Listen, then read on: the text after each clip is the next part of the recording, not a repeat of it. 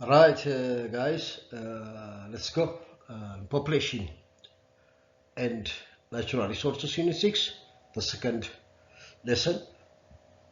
Now, we shall see the other demographic parameter, major demographic parameter, population density. Population density, the number of individuals within the specified area or volume, population, size is divided by the total area that the population lives.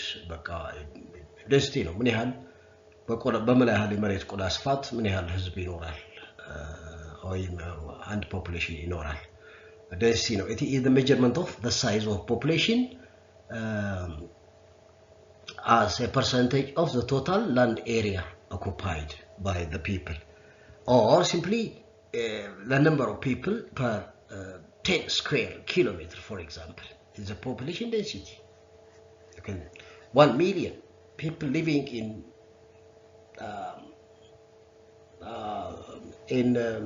100,000 meter square area. It's a population. Similar to all properties of a population, population density is a dynamic characteristic that changes over time. Yes. As individuals are added or removed from ስለዚህ population density ምንድነው በየጊዜው ልክ እንደ ሌሎች ፓራሜትሮች ልክ እንደ population size ይቀየራል ዳይናሚክ ነው ማለት ይቀየራል በጊዜ ሂደት ይቀየራል ወይ ይጨምራል ወይ ይቀንሳል of course then for instance የሚጨምሩ ፋክተሮች አሉ በርዝና ኢሚግሬሽን በአይ ሲጀምር ኢሚግሬሽን አንድ ፖፑሌሽን ውስጥ ከሌላ ቦታ ሲመጡ ነው ኦርጋኒዝሞች the same species በርዝ ወሊድ ነው ናታሊቲ ነው በርዝ ሬት ሲወለድ ነው አዲስ ሜምበር ሲጨመር ነው ስለዚህ እነዚህ ሁለቱ በርዝና ኢሚግሬሽን በአይ የሚጀምረው ኢሚግሬሽን can increase population density ይጨምራል population size ይጨምራል population size ጨምር density ይጨምራል አንድ ስፍራ ላይ ሁለቱ ሌሎች ደግሞ days እና immigration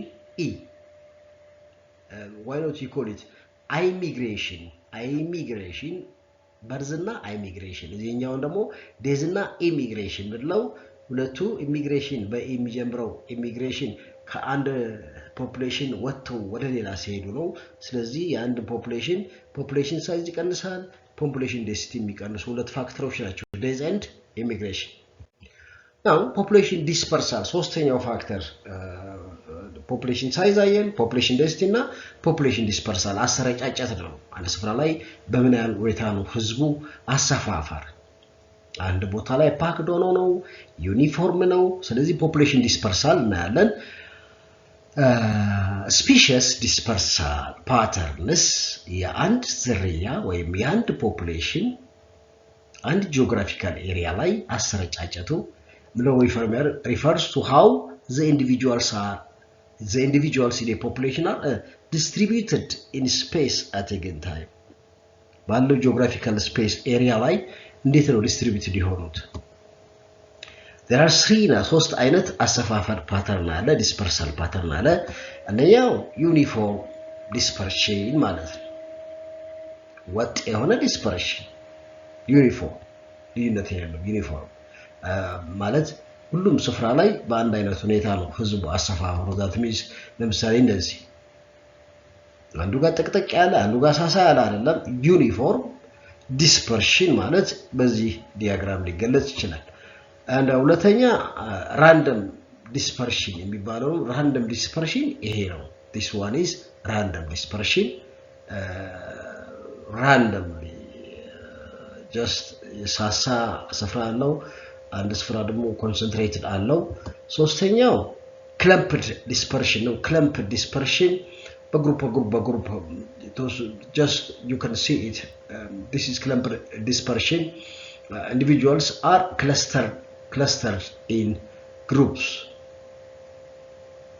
clumped dispersion now በዚህ አይነት አሰፋፈር dispersion and population ሊገለጽ ይችላል the three major types of dispersion patterns now the dispersion pattern of individuals in a population provide more information about how they interact with each other and with their environment than a simple density measurement አሰፋፈር ነው በጣም ህዝብ ጥቅጥቅ ብሎ የሰፈረበት ስፍራ ላይ environmental pollution environmental destruction በዛው መጠን ከፍ ይላል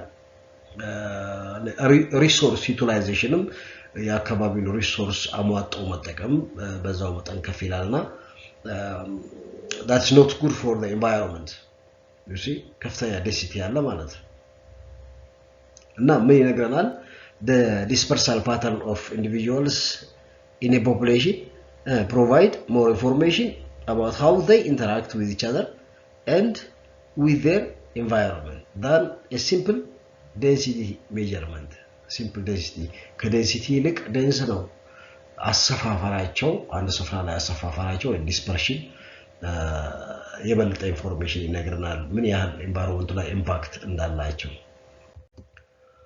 the other population grows and the population grows እድገት ነው በሳይዝ እንዴት ይጨምራል population grows is the increase in the number of individuals in a population ህዝብ ቁጥር መጨመር ማለት ነው እና scientists use different methods and models to describe changes that occur in a population and population እንዴት ነው የሚያድገው grow የሚያደርገው የሚለውን ለመግለጽ ሁለት ሞዴሎች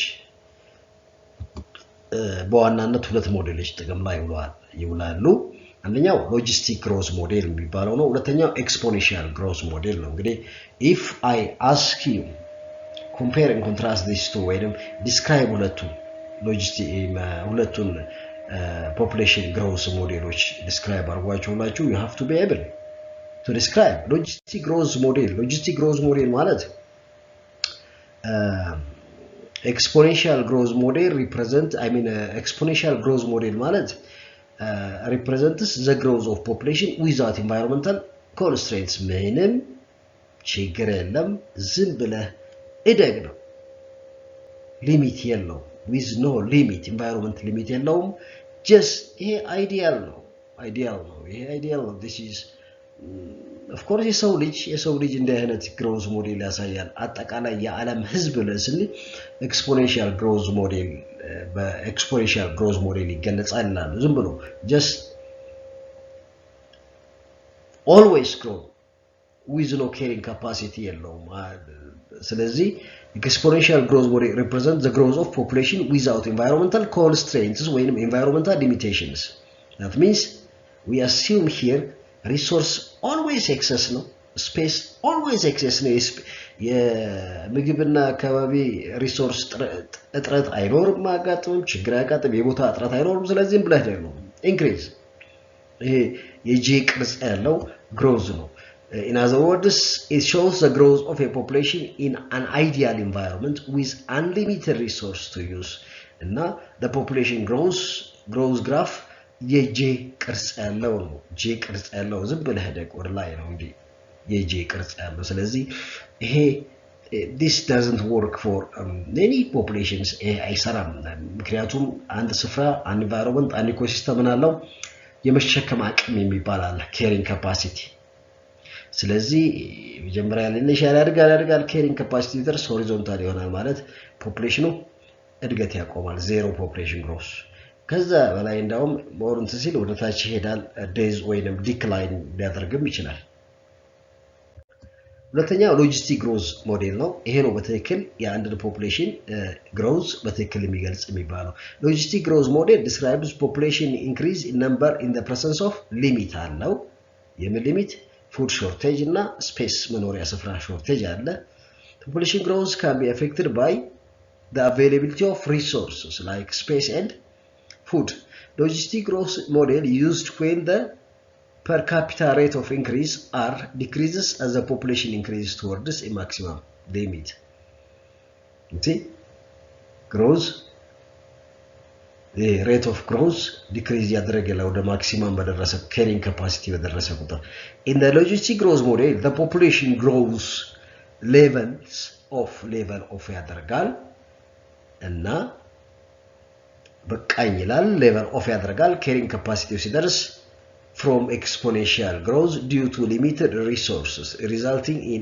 S-shaped ከርቭ ይሉታል ስለዚህ ሎጂስቲክ ግሮስ ከርቭ ማለት ይሄ አይነት ኤስ የሚባል የኤስ ቅርጽ የተገለበጠ ኤስ ቅርጽ እሺ ኤስ ሼፕድ እና አሁን እዚህ ጋር ምን ማለት ነው carrying capacity ደረሰ ብለን እንላለን the carrying capacity of the population has reached ከዚህ በኋላ እንዳው ዲክላይንም ሊኖር ይችላል ስለዚህ this is a lag phase and environment ላይ ያስቀመጥናቸው ኦርጋኒዝሞች ወዲያው መራባት አይጀምሩም አካባቢ ያጠናሉ ከዛስ exponential ፈጣን እድገት ከዛስ እድገት 0 ሬት 0 በርዝ ሬት እና ዴዝ ሬት እኩል ናቸው ጨረሻ ላይ እንግዲህ ለዛው የኖሩ ዲክላይን ፌስም ሊኖር ይችላል anyway this is known as the logistic growth curve carrying capacity አለ logistic growth curve ላይ when the size of the maximum population size that the area able to that the available resources in an environment can sustain support is called carrying capacity maximum population carrying capacity no when the size of the population reaches its carrying capacity population growth level of ወይንም stationary phase ይሆናል hence the equation for logistic model curve ይሄን ይመስላል d n over dt change in population is equal to population total population I mean this ከላይ ያለው number you see መጀመሪያ ላይ dn over dt is equal to n times r ነበር ብለን ያልነው this is for the exponential growth curve ነው ለexponential growth curve ለሎጂስቲክ growth curve ስንል ኬን እናስገባለን እዚህ ጋር that means dn over dt that is the rate of growth in I mean logistic growth curve is equal to k minus n over k times total population n carrying capacity ይገባል ማለት ነው k minus n divided by k multiplied by the whole multiplied by n this is the formula for the logistic growth curve where there is carrying capacity ምን ያህል ቁጥር ማኖር ይችላል አንድ ስፍራ maximum number of population that can be supported by that area in determining population growth it is important to consider the days and birth population growth determine ስናደርግ days rate እና birth rate ማወቅ አለብን the days rate d ነው birth rate p ነው እና the days rate and birth rate days rate ይቀንሳል days rate population ይቀንሳል birth rate population ይጨምራል ስለዚህ ፎርሙላው ይሄ ነው crude birth rate አጠቃላይ general birth rate ነው number of live births በህይወት የተወለዱ ህፃናት ቁጥር ሲካፈል per mid year population በአንድ አመት መሃል ላይ ያለ የፖፑሌሽን ቁጥር ነው ምናካፍለው እዚህ number of ላይ በአመት ውስጥ የተወለዱ የህፃናት ቁጥር በአመቱ መሃል ላይ ያሉ የህዝብ ቁጥር ይካፈል ሲባዛ በሺ ነው crude birth rate therefore crude birth rate is equal to number of live births per year divided by mid year population p times 1000 ይሄኛው ደግሞ just days rate days ሲሆን number of days በአመት ውስጥ የሞቱ ሰው ቁጥር ሲካፈል mid year population ሲባዛ በሺ ነው this are the formulas ስለዚህ ሁለቱ crude birth rate እና crude days rate ምናቸው very important when we consider population growth ምክንያቱም birth rate population ይጨምራል days rate population ይቀንሳል ከዚህ በተጨማሪ of course immigration እና immigration consider እናደርጋለን population growth rate ስንል is a percentage rate of change within specified number of individuals in a population percentage rate of change በምን ያህል ፍጥነት population growth rate በምን ያህል ፍጥነት ነው የህዝብ እድገቱን የሚያሳየው The population growth rate, it is the average annual rate of change of population size during a specified period of time. It measures how fast the size of the population is changing በሚያል ፍጥነት. Therefore, considering days and birth rate as a single factor, days rate እና birth rate እንደ አንድ single factor አራይተን growth rate can be expressed in a simple equation less like this. dn over dt r times n ቅድም ያልኳችሁ general ነው ይሄ generally, where dn over dt ማለት growth rate of the population in a given instance አንድ ወቅት ላይ ያለ growth rate ነው. d change ማለት ነው. n population ነው. change in population per time በተወሰነ ጊዜ ውስጥ is equal to rate times the total population size. Therefore t time ነው. r the per capita or per individual rate of increase, that is how quickly the population grows per individual in the population.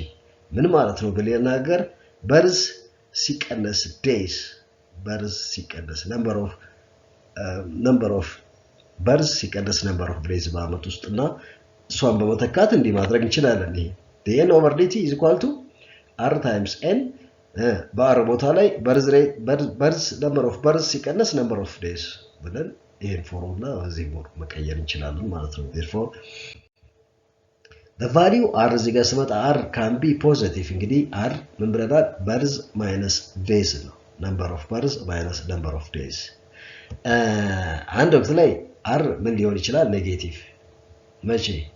ከሚወለደው ይልቅ የሚሞተው ከበዛ አልወልድም ካለ ህዝቡ r ኔጌቲቭ ነው። ይሄ ኔጌቲቭ ፖፑሌሽን ግሮዝ የሚባለው ነው። እነ ሳውዝ ኮሪያ እና እነ ጃፓን ሰፈር እያደረጉ ያሉበት አንድ ጀርመን አውሮፓ ውስጥ ሄዱ። ሁለተኛ r greater than 0 means birth is more than days. b minus d አይደለም ቫልዩ። ስለዚህ ይሄ ፖዚቲቭ በተለይ ይሄ ሰርድ ወርልድ ካንትሪ ላይ በጣም በዛት የሚታይ ነው። r is equal to 0 ማለት number of births is equal to number of days. እንግዲህ ዜሮ ፖፑሌሽን ግሮዝ የሚባለው ስታግኔት ያደረገ ፖፑሌሽን ነው። because b እና d እኩል ናቸው ማለት birth rate and death rate እኩል ናቸው። when r is 0 it indicates that the population size is unchanging. እንደዚህ አይነቱ ፖፑሌሽን ዜሮ ፖፑሌሽን ግሮዝ ነው የሚባለው እንደዚህ አይነቱ እድገት። ስለዚህ this is the formula. This formula, the equation above is very general. ይሄ general ነው. Which we can make it more specific to describe the two different kinds of growth models. ሁለቱም growth ሞዴሎች እናስብ። ሎጂስቲክ እና ኤክስፖኔንሻል growth ሞዴል ስናስብ ስፔሲፊክ ፎርሙላ እናወጣ እንችላለን። ኤክስፖኔንሻል growth model is used when the per capita rate of increase r takes the same positive value regardless of the population size. Positive ነው.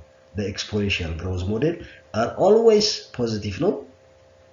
dn over d r times n በሚለው እንወስዳለን። በዚህ always positive ነው. For any positive constant r, exponential growth is often represented by an r of r max. R max is the maximum per capita rate of increase for a particular species under ideal condition, where it varies from species to species ይለያያል። ideal population growth rate ነው። ስለዚህ ይሄንን ፎርሙላ እንጠቀም። when it is for exponential growth rate ከሆነ exponential logistic